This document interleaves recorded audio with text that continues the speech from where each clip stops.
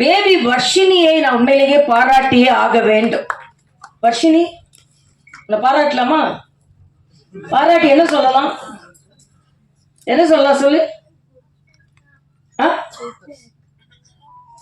Okay அக்கா. ஆஹா, இதுதான் எனக்கு ஒரு பெரிய ஒரு அங்கீகாரம். சீஃப் மினிஸ்டர் நம்ம சொன்னா வரணும், மினிஸ்டர்ஸ் நம்ம சொன்னா வரணும்.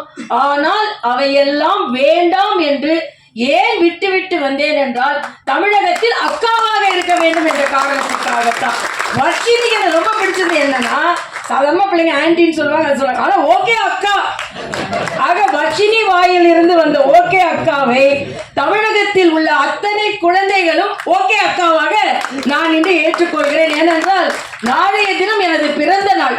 ஆக ஓகே அக்கா, ஓகே அக்காவாக பிறந்து நான் எப்படி உன்னை பாராட்டலான்னு கேட்டா, பாராட்டலாம் ஓகே அக்கா இயல்பாகவே இதயத்தில் இருந்து வந்தது. அதனால் அவளுக்கும் எனது பாராட்டுகள்.